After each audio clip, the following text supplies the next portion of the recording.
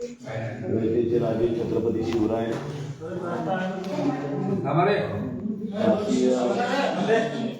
राज्यघटनेचे शिल्पकार बोधिसत्व डॉक्टर बाबासाहेब आंबेडकर यांनाही या ठिकाणी विनम्र असा अभिवादन करून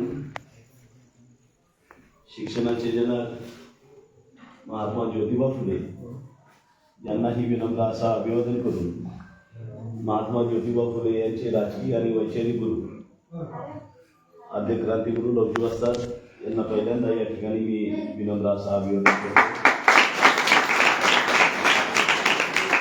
स्वातंत्र्यवीर वीर सावरकर यांनाही विनम्र असा अभिवादन करून वीर सावरकर यांचे क्रांतिकारी गुरु आद्य क्रांतिवीर वासुदेव बळवंत फडके यांनाही विनम्र असा अभिवादन करून वासुदेव बळवंत फडके यांचे गुरु आद्य क्रांतिगुरु लवजी वस्ताद यांना पहिल्यांदा या ठिकाणी विनम्र असा अभिवादन करतो. तुमच्या माझ्या खिशामध्ये पाकिटामध्ये आमच्या ताईच्या बटव्यामध्ये पर्समध्ये असलेल्या रक्कम रुपये 1 पासून ते रक्कम रुपये 500 पर्यंत या प्रत्येक नोटेवरती ज्या महात्मा गांधींचं चित्र आहे त्या महात्मा गांधींनाही या ठिकाणी विनम्र असं अभिवादन करून महात्मा गांधी यांचे राजकीय आणि वैचारिक गुरु लोकमान्य टिळक यांनाही विनम्र असं अभिवादन करून लोकमान्य टिळकांचाही गुरु आद्य क्रांतिगुरु लवजी वस्ताद यांना तिसऱ्यांदा या ठिकाणी विनम्र असं अभिवादन करून या देशातील पहिली मागासवर्गीय आणि दलित विद्यार्थिनी आणि शिक्षिका मुक्ताताई साळवे यांनाही विनम्र असं अभिवादन करून या देशासाठी या राज्यासाठी आणि या राज्यातल्या गावागावासाठी ज्या ज्या मानवीरांनी आपलं बलिदान दिलं अशा तमाम ज्ञात सर्वच मानवीरांना या ठिकाणी विनम्र असं अभिवादन करतो. आजवर मातंग समाजाने अनेक चळवळीसाठी धर्मासाठी देशासाठी गावासाठी आपलं बलिदान दिलं. हिंदुत्वासाठी मातंग समाजाने आपलं योगदान दिलं. बहुजनाच्या चळवळीसाठी देखील माझ्या मातंग समाजाने या ठिकाणी आपलं योगदान दिलं. दलित चळवळीसाठी नामांतरासाठी मातंग समाजाने आपलं बलिदान आणि योगदान दिलं. मात्र पहिल्यांदाच तुमच्या माझ्या भावी पिढीच्या भवितव्यासाठी आरक्षणाच्या प्रश्नासाठी ज्या मानवीरांनी आपलं बलिदान दिलं त्यामध्ये स्वर्गीय संजय भाऊ तातोडे असतील, त्यामध्ये बुलढाणा जिल्ह्याच्या चिखले तालुक्यातील नायगावचे आमचे अंकुरजी खंदारे असतील, त्यामध्ये धाराशिव जिल्ह्याचे कळंब तालुक्याचे बोसेगावचे आमचे शहीद अविनाशजी खंडागळे असतील, या तीनही मानवीरांना या ठिकाणी विनम्र असं अभिवादन करतो.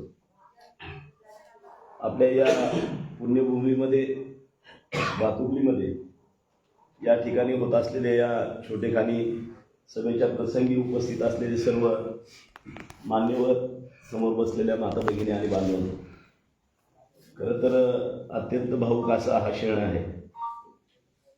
गेल्या यात्रा 2 नोव्हेंबरपासून मुंबईच्या राजधानीतून सुरू झाली. उपराजधानीच्या दिशेने प्रवास होत असताना सुरुवातीच्याच पहिल्या दिवशी जवळजवळ 1.5 ते 2 तास या पदयात्रींवरती वरून राजाने धोधो बरसात केली. प्रचंड पावसामध्ये ही सुरू झालेली पहिल्या दिवसाची पदयात्रा पहिल्या दिवसाचं 42 किलोमीटरचं अंतर पार केल्यानंतर चौथ्या दिवशी अत्यंत कठीण आजपर्यंतच्या महापदयात्रेतील हा प्रवास, त्यामध्ये खंडाळा घाट, तो कठीण घाट, अत्यंत अवघड असा घाट, तो पार करून येणं अत्यंत जिकिरीचं आणि खूप कठीण असं काम होतं. मजल दर मजल करत हा प्रवास आज 31व्या मुक्कामाच्या दिशेने जात असताना अनेक ठिकाणी मुख्य रस्त्यावर 10 किलोमीटर, 20 किलोमीटर, 25 किलोमीटर, अगदी 50-50 किलोमीटर अंतरावरून असंख्य माझे समाज बांधव भगिनी या रस्त्याने भेटत होत्या. आमची आमची सर्व व्यवस्था चहा, नाश्ता, जेवण, राहण्याची व्यवस्था, झोपण्याची व्यवस्था, आंघोळीची व्यवस्था, अनेक ठिकाणी छोटेखानी बैठका, सभा, मोठमोठ्या रॅल्या वगैरे असं करत करत हा प्रवास आज खरं तर आपल्या या नगरीमध्ये आल्यानंतर मी प्रचंड भाऊक झालो. माझ्याही डोळ्यामध्ये जसं भाऊंनी सांगितलं की त्यांच्या डोळ्याचे अश्रू थांबत नाही. खरं तर माझ्याही डोळ्यामध्ये आता सध्या अश्रू आहे. कारण एवढा भाऊक क्षण मीही प्रचंड असं भावनिक झालेलं आहे. खरं तर माझ्याकडे शब्द नाहीत. या ठिकाणी तुमचं जेवढं कौतुक करावं तेवढं मी स्वतःला भाग्यवान समजेल की खरं तर दुर्दैवाने माझ्याकडे एकच जन्म आहे आणि माझा समाज एवढा प्रामाणिक आहे, एवढा बोळा आहे की त्याच्यासाठी 7 जन्म सुद्धा कमी पडते.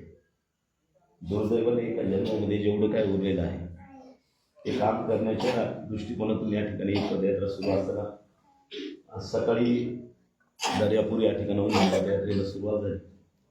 कालचा दिवस 60 किलोमीटरपेक्षा जास्त अंतर कालच्या दिवसामध्ये खेड्याहून सुरू झालेलं अंतर म्हणजे कारंजा तालुक्यातून वाशिम जिल्ह्यातून सुरू झालेलं ही पदयात्रा पुढे जाऊन अकोला जिल्ह्यातील मूर्तिजापूर आणि त्याच्यानंतर आपल्या अमरावती जिल्ह्यातील दर्यापूर या ठिकाणी विसावली आणि जवळजवळ 60 किलोमीटरपेक्षाही जास्त अंतर रात्रीच्या 12:30 वाजता आम्ही त्या ठिकाणी पोहोचलो.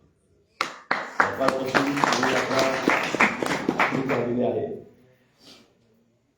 सकाळी भाऊंचा फोन आला. त्यांचा प्रचंड आग्रह होता की काही करून आज या ठिकाणी थांबा.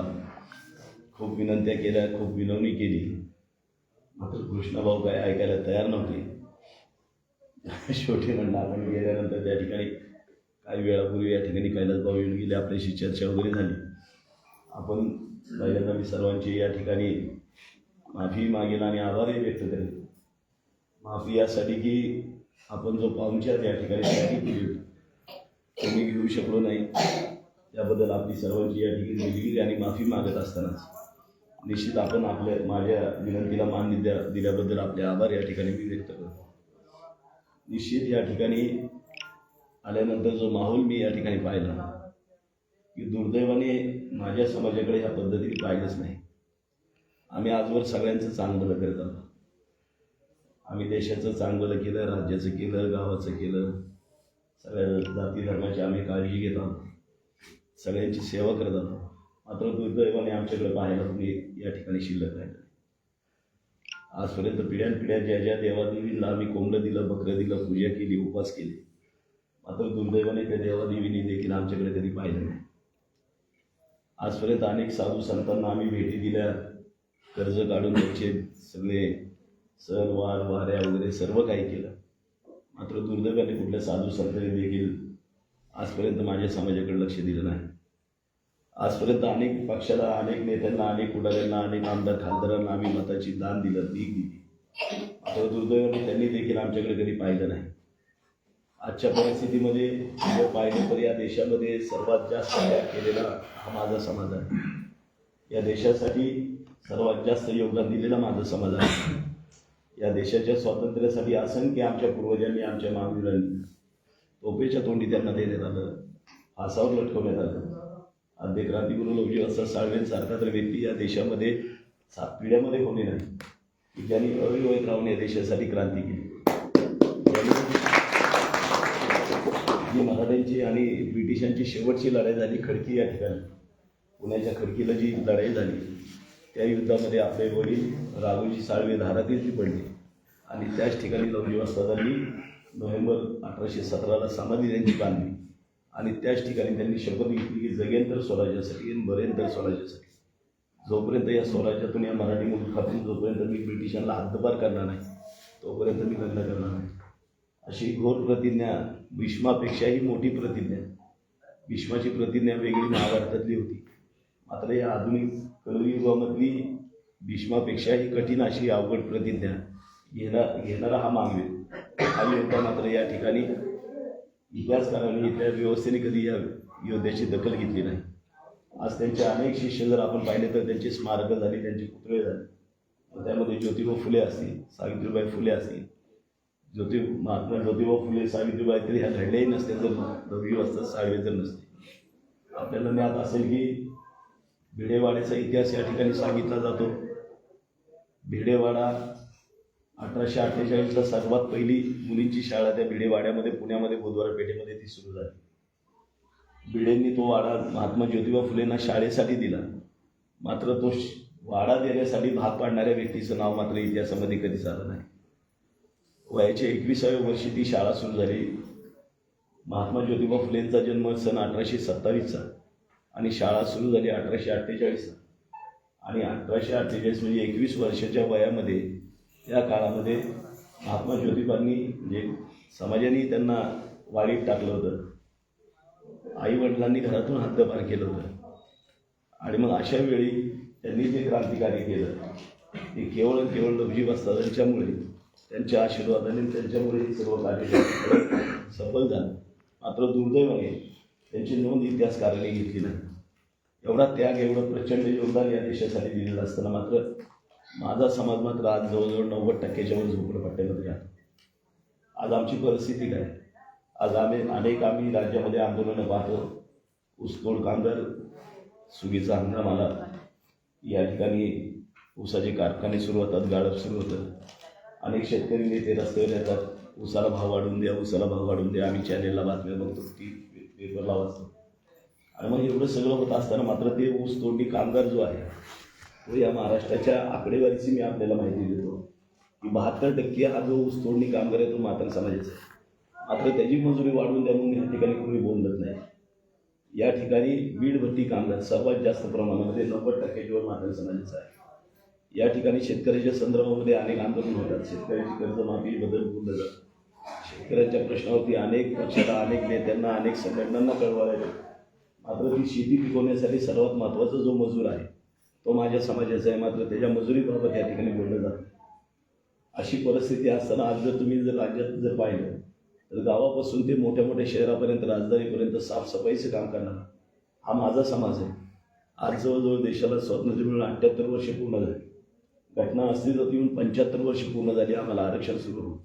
मात्र दुर्दैव आमचं किती पहा, या ठिकाणी या राज्यातल्या मानगोड्यामध्ये, मातंगपुऱ्यामध्ये अद्यापही डायरेक्ट एकही कलेक्टर किंवा कमिशनर अद्यापर्यंत निर्माण झाला नाही. आम्ही एवढे दुर्दैवी आहोत का? आमच्या माता भगिनी एवढ्या दुर्दैवी आहेत की त्यांच्या पोटी कलेक्टर कमिशनर जन्माला येत नाही? तर नाही, आम्ही एवढे दुर्दैवी नाही. इथली व्यवस्था दुर्दैवी आहे. इथली व्यवस्था दलित आहे की तिने आमच्या वाट्याचं, आमच्या हक्काचं, आमच्या लोकसंख्येच्या प्रमाणातलं आरक्षण आमच्या मानगोड्यापर्यंत, पुण्यापर्यंत कधी येऊ दिलं नाही. त्यामुळं आज संपूर्ण हा समाज पूर्ण देशभरीत लागलेला आहे. आज अशी परिस्थिती असताना आमच्या समोर प्रश्न पडलेला की आम्ही ज्यांच्यासाठी जगतो ती आमची मुलं, आमच्या मुली, त्यांच्यासाठी जगत असताना त्यांचं भविष्य काय? त्यांना आम्हाला मजूर करायचं आहे का? त्यांना आम्हाला बिगारी करायचं आहे का? आमच्या पोटी जन्म घेतलेल्या मुलांनी ठेका घेतला का की त्यांनी मजूरच व्हायचं, त्यांनी बिगारीच व्हायचं? तर हे असे प्रश्न असताना या ठिकाणी लवजी शक्ती सेनेसारख्या संघटनेची स्थापना झाली.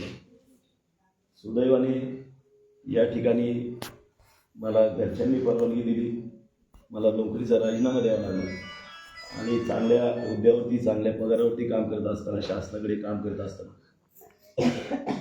केवळ समाजाच्या प्रश्नावरती या ठिकाणी काम करण्यासाठी मी नोकरी सोडली.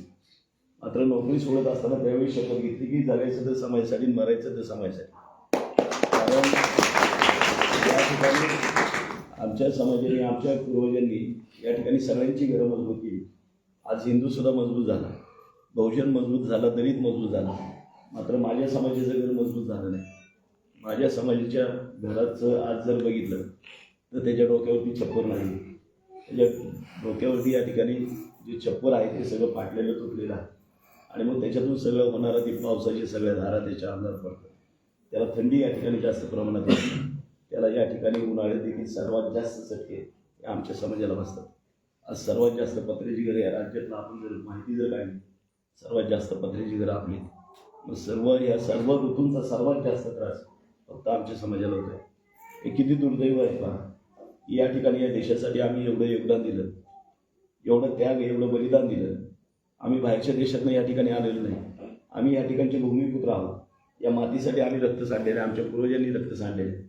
आम्ही आबाळात पडलेली जमत नाही किंवा अफगाणिस्तान वगैरे त्या या ठिकाणी आलेलो. आम्ही इथले असताना देखील आम्हाला न्याय मिळत नाही आणि तो न्याय मिळण्यासाठी या ठिकाणी या संघटनेचा जन्म झाला. निश्चित अनेक आंदोलनं होत असताना मगाशी रामदास भाऊंनी या ठिकाणी उल्लेख केला. त्यांनी अमरावतीच्या टाउन हॉलमधला एक या ठिकाणी संदर्भ दिला. ती तारीख होती 5 ऑगस्ट 2013ची. त्या तारखेला माझी त्या ठिकाणी सभा होती. त्या सभेला मी पहिल्यांदा या विदर्भामध्ये मी आलो आणि तेव्हापासून सातत्याने विदर्भामध्ये येत असताना निश्चित जी परिस्थिती पूर्वी होती, अनेक आंदोलन झाली, आपण पाहिली असतील. ही 7वी माझी पदयात्रा आहे. 6 पदयात्रा यापूर्वी झाले. ही 7वी पदयात्रा मात्र उलट्या दिशेने पहिल्यांदा मी सुरू केली. 2 वेळा पुणे ते नागपूर गेलो, 1 वेळा सेवाग्राम ते नागपूर झाली, 2 वेळा पुण्यातून मुंबईला गेलो, 1 वेळा कोल्हापूरहून मुंबईला गेलो आणि ही 7वी पदयात्रा राजधानीकडून उपराजधानीकडे उलट्या दिशेने सुरू झालेली यदा कदाचित माझ्या आयुष्यातली शेवटची पदयात्रा असेल. दुर्दैव माझं हे की अगदी शेवटच्या अंतिमच्या क्षणाच्या वेळेस तुमचं माझं या ठिकाणी भेट झाली, तुमचं दर्शन झालं. एवढा प्रामाणिक आणि भोळा माझा समाज या ठिकाणी माझ्यासाठी एवढ्या उशिरा रात्रभर या ठिकाणी तात्काळ थांबला. त्यामुळं मीही या ठिकाणी भावूक झालो. आणि खरं तर मी स्वतःला दुर्दैव समजतो की माझ्याकडे एकच जन्म आहे. किती तास, किती दिवस, किती महिने, किती वर्ष आमच्याकडे शिल्लक आहे माहीत, कारण वेळ सांगून येत नाही. एक डॉक्टर नावाचं यंत्र काही वर्षापूर्वी या जगामध्ये निर्माण झालं. ते डॉक्टर घरी आपल्या पाहुणा घरी येणार आहे, तुमच्या घरी पाळणा घरी आणणार आहे, याची तारीख देणारं ते डॉक्टर नावाचं यंत्र आहे. घरी येणाऱ्या पाहुण्याची तारीख आपल्याला सांगितली जाते, मात्र जाण्याची तारीख सांगणारं यंत्र अद्यापपर्यंत पैदा झालं नाही. कोण कधी जाईल याची गॅरंटी नसते. त्यामुळे या ठिकाणी सर्वजण, सर्व लवजी शक्ती सेनेचे सर्व पदाधिकारी, मगाशी कृष्णभाऊने उल्लेख केला सोमनाथांचा, एक धाडसी मातंग योद्धा की त्याच्या नेतृत्वात अनेक या ठिकाणी आंदोलन झाले. आपल्या संघटनेचे ते प्रदेशाध्यक्ष अनेक आंदोलनं करत असताना अनेक वेळा पोलिसांचा मार खाल्ला, अनेक केसेस अंगावर घेतल्या. अनेक प्रकारची आंदोलनं या राज्यामध्ये, या देशामध्ये कोणी केली नसतील एवढ्या प्रकारची आंदोलनं या लवजी शक्ती सेनेच्या माध्यमातून आजपर्यंत करण्यात आली.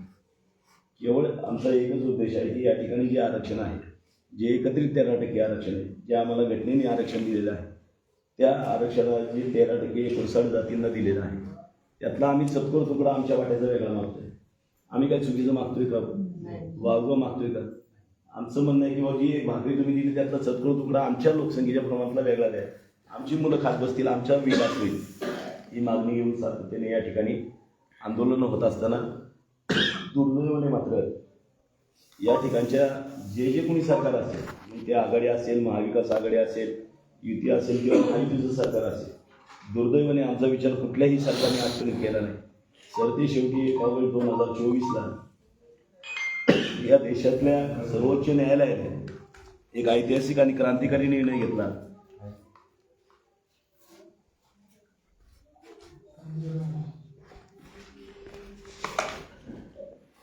त्या निर्णयानुसार या ठिकाणी जे एकत्रित आरक्षण आहे त्याचा उपवर्गीकरणास त्यांनी मान्यता दिली, सर्वोच्च न्यायालयाने मान्यता दिली. आणि मग त्याच्यानंतर देशातल्या जवळजवळ 5 राज्यामध्ये या निर्णयाची अंमलबजावणी सुरू झाली. त्याच्यामध्ये अगदी 14 एप्रिल 2025ला म्हणजे जे 2009ला म्हणजे सर्वात शेवटी निर्माण झालेले जे राज्य आहे, त्या तेलंगणा राज्याने देखील उपवर्गीकरण केलं. तिथले जे आरक्षणाच्या लाभापासून वंचित जाते त्यांना आरक्षण त्या ठिकाणी सुरू झालं. आज परिस्थिती पहा की महाराष्ट्र 65 वर्षाचा म्हातारा झालेला आहे. 1 मे 1960ला या महाराष्ट्राची निर्मिती झाली. तेलंगणा राज्याची 2009ला निर्मिती झाली. त्या राज्याने या आरक्षणाचं उपवर्गीकरण केलं. मात्र ज्या महाराष्ट्राला आम्ही साधू संतांची भूमी म्हणतो, पुरोगामी महाराष्ट्र म्हणतो, फुले शाहू आंबेडकरांचं राज्य म्हणतो, मग इथं 15 महिन्याचं कालावधी का लागतो? इथं या शोषित पीडित देशभक्त, राष्ट्रभक्त मातंग समाजाला, इतर उपेक्षित जातींना न्याय द्यायला 15 महिन्याचा कालावधी का लागतो? हा प्रश्न सातत्याने या ठिकाणी या व्यवस्थेसमोर मांडत असताना त्यातलाच एक प्रयत्न 12 डिसेंबरला लवजी शक्ती सेनेच्या माध्यमातून सुरू आहे. बांधवांनो, माझं कळकळीचं तुम्हाला आव्हान आहे, ही एक शेवटची संधी म्हणून आपण ह्या आंदोलनाकडे पाहिलं पाहिजे. केवळ महाराष्ट्र राज्य नाही तर जवळजवळ 7 राज्यातला समाज आज नागपूरच्या दिशेने निघालेला आहे. प्रचंड मोठं असं एक ऐतिहासिक स्वरूपाचं एक आंदोलन होणार आहे. मगाशी येत असताना मी कृष्ण भाऊंना विचारलं की साधारण नागपूरची तुमची तयारी काय? त्यांनी मला सांगितलं की आजूबाजूच्या गावातील, तालुक्यातील अनेक समाज बांधव या ठिकाणी आलेले, भगिनी आले, आम्ही फिरणार आहे. गावातून 10-20 लोक काढायचा प्रयत्न आहे. त्यांनी भातुकलीचा आकडा मला 50 लोकांचा सांगितलं. आणि मग घरं मी विचारली, घरं किती येतं, त्यांनी सांगितलं साधारण 700 वगैरे घरं या ठिकाणी भातुकलीमध्ये. विषय हा सर्वांसाठीचा आहे. बरं, ही संधी परत परत नाही आहे. आम्ही वर्षभरामध्ये अनेक यात्रा जत्रा अनेक समारंभाला आम्ही जात असतो, कर्ज काढून कधी कधी जातो. मात्र त्यातून अद्यापर्यंत आम्हाला काय मिळालं? आमच्या भावी पिढीचा विकास झाला आहे का? तर नाही बांधवलं. तर या ठिकाणची जी 12 तारखेची यात्रा आहे, त्या यात्रेमध्ये आपण या ठिकाणी तुम्हाला कोंबडं आणायचं नाही, बकरं आणायचं नाही, हळद कुंकू आणायचं नाही, हार आणायचं नाही, काय आणायचं नाही. फक्त घराला कुलूप लावायचं आणि ते यात्रेला यायचं. जरा थोडंसं आम्ही आता 21व्या युगामध्ये आहोत, लोक चंद्रावर चालली, थोडंसं बदललं पाहिजे. परिस्थिती फार बिकट आहे. मी अनेक वेळा सांगितलं, अनेक सभेमध्ये सांगतो की तुमच्या आमच्यासाठी कोणीच नाही. आमचे प्रश्न आहेत ते आम्हाला सोडवण्यासाठी आम्हाला रस्त्यावर उतरावं लागणार नाही. दुर्दैवाने आजपर्यंत आम्ही इतरांसाठी रस्त्यावर उतरलो, पण आम्ही आमच्या भावी पिढीच्या भवितव्यासाठी कधी रस्त्यावर एवढ्या ताकदीने उतरलो नाही. एकच दिवस द्यायचा आहे आपल्याला. आज माझ्यासोबत जवळजवळ सगळे जेवढे पदयात्रे त्यांनी कामधंदे सोडलेले, त्यांनी घरदार सोडले, ह्यांनाही कामधंदे. मात्र ते सोडून माझ्यासोबत जवळजवळ आज 30 दिवस होऊन गेले. ते माझ्यासोबत आहे, दिवस रात्र माझ्यासोबत ते चालत आहे. दिवसाच्या कडाक्याच्या थंडीमध्ये या ठिकाणी चालत आहे. आणि मग या पद्धतीने या ठिकाणी सगळं हे आंदोलन सुरू असताना एकही पदयात्री असा नाही कृष्णभाऊ घेतला की जो मला म्हणला की भाऊ मी तुमच्यासोबत येतोय, महिनाभर येतोय, 2 महिने येतोय, 41 दिवस तुमच्याबरोबर येतोय. मात्र त्या ठिकाणी आल्यानंतर मला आमदार करा किंवा खासदार करा किंवा एखादं महामंडळ मला मिळालं पाहिजे, अशी कुणाचीही अपेक्षा नाही. ना मला आमदार व्हायचं, ना खासदार व्हायचं, ना काय घ्यायचं आहे. आणि ह्यांनाही कुणाला ही अपेक्षा नाही. दिवस रात्र फक्त एकच स्वप्न आहे. आता आम्ही रस्त्याने चालतोय, सकाळपासून निघालोय, फक्त एकच स्वप्न घेऊन निघाले की आमच्या भावी पिढीचा विकास झाला पाहिजे, आम्हाला स्वतंत्र आरक्षण मिळालं पाहिजे. आता इथून जायचंय पुढे, भाऊंची इथं व्यवस्था झालेली आहे. 10 ते 11 किलोमीटरचा अंतर, जो 2.5-3 तास आम्हाला तिथं पोहोचायला लागले. म्हणजे 12 पदयात्रे पोहोचणार आम्ही. त्याच्यानंतर जेवण करणार, झोपायला साधारण 2-2:30-3 वाजणार. आणि त्यावेळेसच आपल्या समाजाच्या भावी पिढीचं स्वप्न. आणि झोपेतनं उठल्यानंतर जे सुरुवात होते ते परत दुसऱ्या दिवशी झोपेपर्यंत या पद्धतीचा सर्व प्रवास आहे.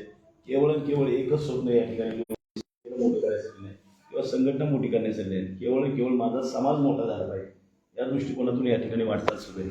मगाशी रामदासबाबूंनी अनेक नेत्यांचा यांचा उल्लेख, मात्र म्हणा त्यांना ती दिशा मिळाली असेल किंवा त्या पद्धतीचं त्यांचं जे काय अडचणी त्यांना आल्या असतील.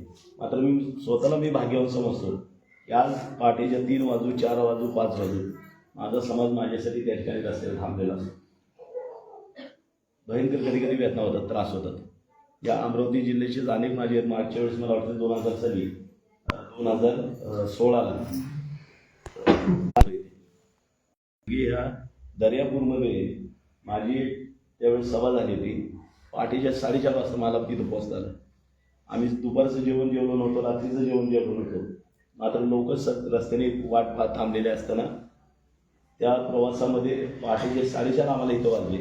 4:30ला भाषण सुरू केलं, 5:30 वाजले. 5:30ला भाषण संपून आम्ही पुढे निघालो आणि त्या हायवेच्या कडेला जो HP पेट्रोल पंप आहे त्या ठिकाणी गाडीत शोधलं काय जेवायला, तर त्या ठिकाणी भेळ होती. ती भेळ खाऊन आम्ही परत अमरावतीच्या दिशेने निघालो. अशा पद्धतीने या ठिकाणी काम करत असताना निश्चित आत्ताची सध्याची परिस्थिती, सरकार कुठेतरी आता सिरियस आहे, गंभीर आहे. त्यांनाही कळालं की हा समाज आता जागरूक व्हायला लागलेला आहे, याला जास्त वेळ आपल्याला फसवता येणार नाही. निश्चित या ठिकाणी सरकारच्या मंत्र्यांचे, उपमुख्यमंत्र्यांचे, मंत्र्यांचे सगळ्यांचे फोन सुरू आहेत, व्हिडिओ कॉल सुरू आहेत. आपण पाहत असाल सोशल मीडियावरती अगदी उपमुख्यमंत्री वगैरे सगळ्यांचे फोन येत आहेत. ते सांगतात की काळजी घ्या, अमुक करा, तमुक करा. त्यांना म्हटलं तुम्हीच काळजी घ्या, मी काय काळजी घेऊ. प्रवास करताय तुम्ही, तुम्ही काळजी घ्या. तुम्ही म्हटलं काळजी घ्या, कारण हा प्रश्न जर सोडवला तर म्हटलं समाजावर करत नाही. आणि आम्ही न्यायिक मागतोय ना. आज आम्ही इतर समाजाच्या आरक्षणाचे प्रश्न बघतोय. इतर समाज या ठिकाणी आरक्षण मागत असताना, ज्यांना संवैधानिक आरक्षण नाही त्यांना या ठिकाणी आरक्षण मागत असताना सरकार त्यांच्या पायापुढे लोटांगण घेते. विरोधी पक्ष त्यांच्यासाठी या ठिकाणी बोंबलून सरकारला धारेवर धरत आहे. आणि इथले विद्वान देखील त्यांच्या आरक्षणाच्या ठिकाणी बोलत असताना मात्र दुर्दैवाने जे आपलं संवैधानिक आहे, जो आम्हाला हक्क मागतोय, जे आम्हाला दिलेलं आरक्षण त्यातलाच वेगळा तुकडा मागतोय. आणि मग हे असताना देखील या ठिकाणी आमच्याबद्दल सरकार उदासीन आहे. विरोधी पक्ष या ठिकाणी तोंडावरती पट्टी लावून गप्प बसतात आणि इथले विद्वान देखील बोलत नाही. त्यामुळं या व्यवस्थेला या ठिकाणी जाब विचारण्यासाठी आणि आपल्या भावी पिढीच्या भवितव्यासाठी आपल्या सर्वांना येत्या 12 तारखेला कुठल्याही परिस्थितीमध्ये आपल्याला नागपूरला यायचं आहे. मी भाऊंना आणि आपल्या सर्वांना या ठिकाणी विनंती करेन की आता इथून पुढे तुमच्याकडे 10 दिवस आहे. येत्या 10 दिवसामध्ये जे कोणी आपले मित्रमंडळी असतील, नातेवाईक असतील, त्या सर्वांशी कॉन्टॅक्ट करा. जे तुम्हाला भेटतील दिवसभरामध्ये किंवा ज्यांचे फोन येतील त्यांना विचारा की बाबा तुझी 12 तारखेची काय तयारी झाली. 12 तारखेला आपल्याला कुठल्याही परिस्थितीत त्या ठिकाणी जावं लागणार आहे. अशा प्रकारची विनंती माझ्या वतीने आपण करा, कारण परत परत संधी भेटणार नाही. यदा कदाचित मी याच्यापुढे मला एवढा मोठा प्रवास किंवा या पद्धतीचं आंदोलन या ठिकाणी शक्य नाही. दुर्दैवाने आज आमची परिस्थिती अशी झाली, आम्ही एवढे म्हणजे गुंतून गेलेलो आहोत की परिस्थितीने व्यवस्थेने आम्हाला एवढे काय याच्यामध्ये टाकलेले की आम्ही आमच्या भावी पिढीचा उद्याचा विचार करत नाही. आज जे काय चाललंय आम्ही तेवढ्यापुरता विचार करतो, पण पुढच्या आमच्या भावी पिढीचं भवितव्य काय याच्यावरती मात्र आम्हाला विचार करायला इथल्या व्यवस्थेने तशी सवड ठेवली नाही किंवा तशी वेळ आमच्यावरती ठेवली नाही. दुर्दैवाने या ठिकाणी जी काही परिस्थिती आहे आज राज्यामध्ये प्रचंड प्रमाणामध्ये या प्रश्नावरती आणि या आरक्षणाच्या विषयावरती समाज जागृत होत चाललेला आहे. निश्चित येणाऱ्या कालावधीमध्ये लवकरच हे आपलं जो प्रश्न आहे तो या ठिकाणी निकाल लागण्याशिवाय राहणार नाही. मात्र त्यासाठी आपल्याला रस्त्यावर उतरावं लागणार. बांधून माझी हात जोडून तुम्हाला विनंती, फक्त एकच दिवस द्या. तुम्हाला सारखं सारखं त्रास द्यायला येणार नाही, परत तुम्हाला या ठिकाणी कुठल्याही याच्यासाठी येणार नाही. मात्र ही जी वेळ आहे ही वेळ आपण या ठिकाणी समजून घ्या आणि या वेळेला काहीही करून आपल्या मुलाबाळांसह घराला कुलूप लावून या यात्रेमध्ये सहभागी व्हा. निश्चित आपल्या भावी पिढीसाठी या ठिकाणी त्या दिवशी निर्णय होण्याची शक्यता आहे. अनेक लोक बोललेले आहेत. निश्चित येणाऱ्या कालावधीमध्ये आपण देखील या ठिकाणी त्या मोर्चासाठी या भविष्यामध्ये जेव्हा केव्हा मला वेळ मिळेल आपण एवढी तयारी केली. या ठिकाणी आम्हाला आग्रह केला, या ठिकाणी नाश्ता देखील आणलेला आहे. मात्र या ठिकाणी भाऊंनी जेवणाची जोंधळे साहेबांनी तिथं व्यवस्था केलेली आहे, तर त्या ठिकाणी आम्हाला जावं लागणार आहे राजभवनची. आणि उद्या तिथून आमची पुढे प्रवास आहे. सगळ्यात महत्त्वाचं म्हणजे राहण्याची जे ठिकाण ठरलं होतं ते इथलंच होतं, म्हणजे पोलीस खात्याकडे पण नोंद वाहतुकीची. परंतु झालं असं की उद्या 11 वाजता प्रेस आहे. अमरावतीमध्ये मुंबईहून लोक निघाले, पुण्याहून काय पत्रकार मंडळी येणार नाही, फार मोठी प्रेस आहे, बराचसा मीडिया वगैरे तिथे येणार आहे. त्यासाठी मला सकाळी तिथं 11 वाजता कुठल्याही परिस्थितीत पोहोचायचं. मी भाऊंना देखील म्हटलं होतं राजभवनला की आम्हाला जर थोडंसं आणखी पुढे जाऊ द्या, पण त्यांनी एवढा आग्रह केला. परिस्थिती आता त्यांना तरी किती वेळ आणखी मी चालवायचं, किती वेळ ते फिरणार रस्त्यावरती. आता रात्रीची वेळ आहे, थंडी प्रचंड वाढलेली आहे, त्यामुळे आणखी पोहोचायला 2.5-3 म्हणजे 2.5-3 तास त्या ठिकाणी लागणार आहे. त्यामुळं आता तिथं गेल्यानंतर उद्या सकाळची आमची प्रेस होणार आहे. उद्यापासून मात्र आपल्याला त्या प्रेसला यायचं नाही किंवा इतर काही करायचं नाही. मात्र या ठिकाणी आपण गेल्यानंतर उद्यापासून आपण जेवढं शक्य असेल कृष्णभाऊ आपली सगळी टीम जिथं शक्य असेल त्या गावामध्ये जाऊन जास्तीत जास्त प्रचार करा. लोक यदा कदाचित नाही आले तरी चालतील, मात्र त्या लोकांना आपल्या लोकांना आपले प्रश्न तरी कळायला पाहिजे. दुर्दैव आमचं एवढं आहे की अद्यापर्यंत आमचेच प्रश्नच कळाले नाहीत, आमचे स्पर्धक आम्हाला कळायला नाहीत, आमचे विरोधक आम्हाला कळायला नाहीत. दुर्दैवाने आमचा प्रवास अशा पद्धतीने आजपर्यंत व्यवस्थित केला, आम्हाला मार्गदर्शन करणाऱ्यांनी केला की आम्हाला जायचं होतं अमरावतीला, मात्र बसवलं अकोल्याच्या गाडीला आणि आम्ही तिकडेच अकोल्यामध्ये जाऊन आमचा अमरावती शोधत बसलो. ही परिस्थिती आमच्या समाजाची आजपर्यंत झाली. चुकीच्या पद्धतीचं सगळं मार्गदर्शन होत असताना निश्चित आत्ता कुठेतरी ह्या प्रश्नाच्या माध्यमातून हा समाज कुठेतरी ट्रॅकवर आलेला आहे. प्रचंड त्याग योगदान या समाजाने दिलेलं आहे.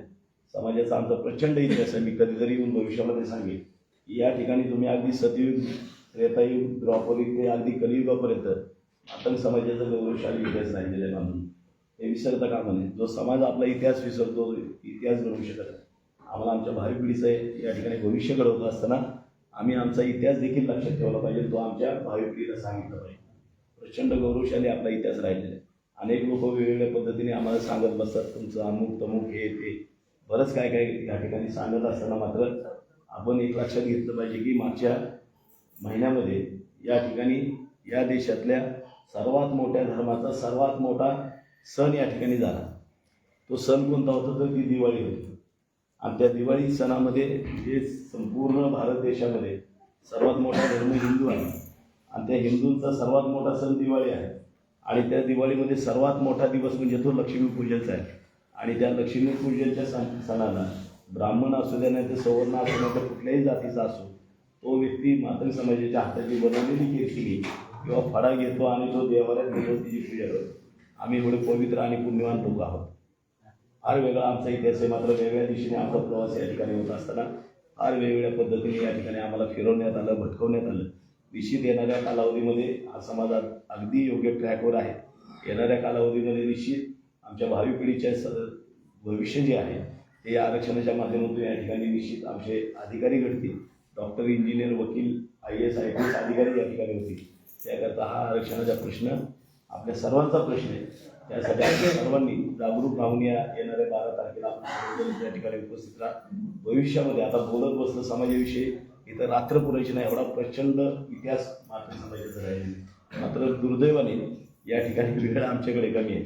येणाऱ्या कालावधीमध्ये हे आंदोलन झाल्यानंतर यदा कदाचित जगलो वाचलो कृष्णभाऊ, सर्व भातकुलीच्या सर्व माझ्या समाजाच्या माझ्या कुळाच्या लोकांना मी शब्द देतो की जगलो वाचलो तर परत आपल्या दर्शनाला या ठिकाणी येईल.